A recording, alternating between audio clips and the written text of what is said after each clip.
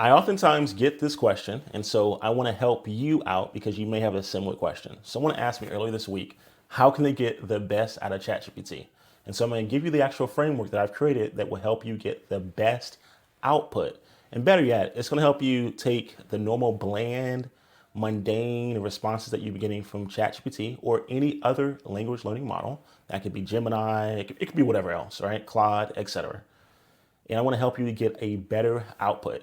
For example, if you're someone who is using the free version of ChatGPT, if you use this framework and you add more detail to it, you're going to, without questions, beat someone who's using the paid version of Claude. Okay. And I want to say this to those who like to brag about, whether or not they're using a paid version versus a free version.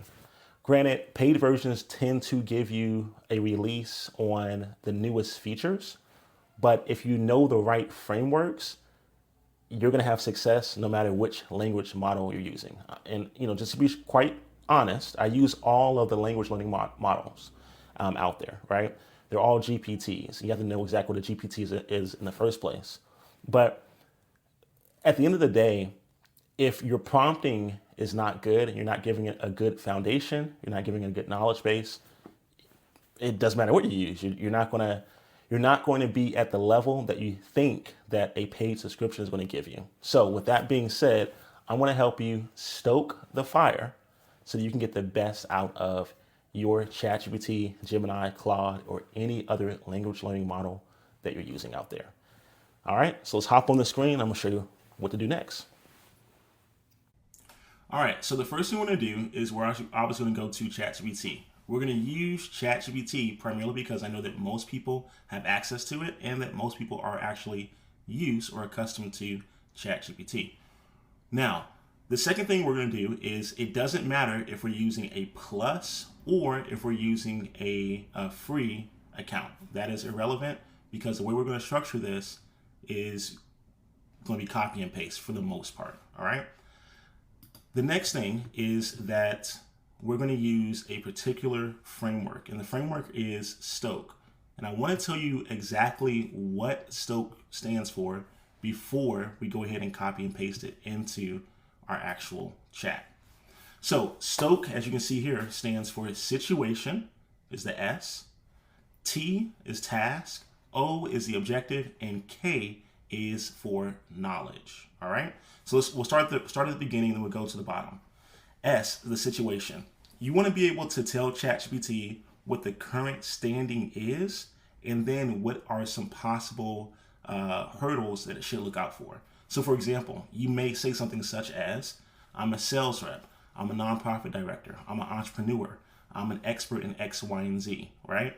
You're stating a role and industry so that it can begin to get better on its knowledge base. Simply saying something like, create marketing materials for my business is not good enough. You want to set the stage by giving it a situation. So better yet, it's best to say, create marketing materials for my business. We're in Q1 of 2026 and the month is March. Within March, we are focusing on a St. Patrick's Day campaign. I want my marketing material to lead up to a St. Patrick's Day promotion or parade. My ideal customers tend to do X, Y, and Z. You got me?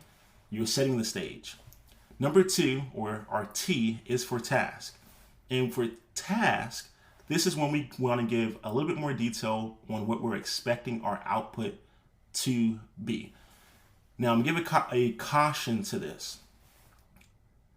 If you are using the paid version of ChatGPT, I have found that it's best to not give it more than 2 tasks at a time.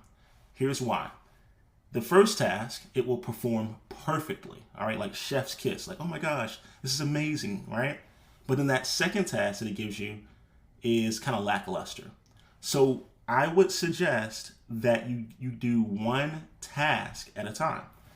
Think of it as writing an entire story for you. Instead of having it write, the entire book, maybe have it write a couple pages, or better yet, one paragraph at a time.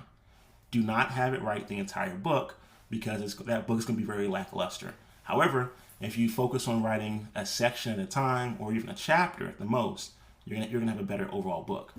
That's how you want to think about your actual task.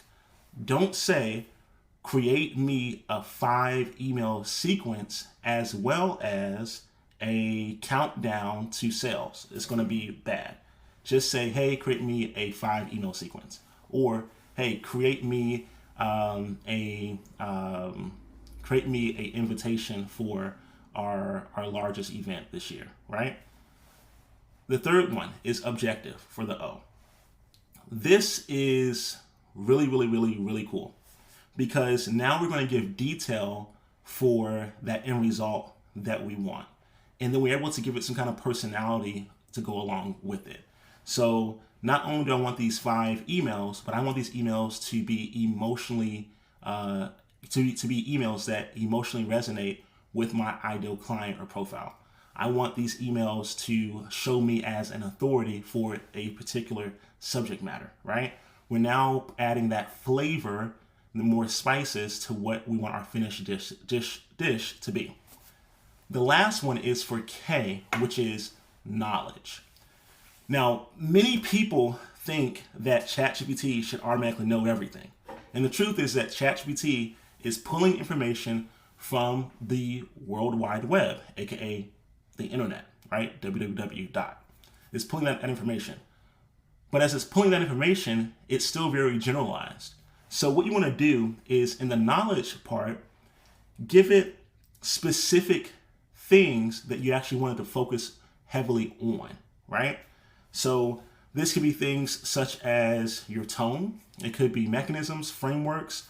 It could be special. You want it to pull from knowledge of the book Little Red Riding Hood. It could be a lot of different things, but the more that we have it highlight something, the less it's going to pull from any and everything. When it pulls from everything, your result is going to be more generic. When you tell it to focus or pull from only specific things, you're going to get a much better result, okay?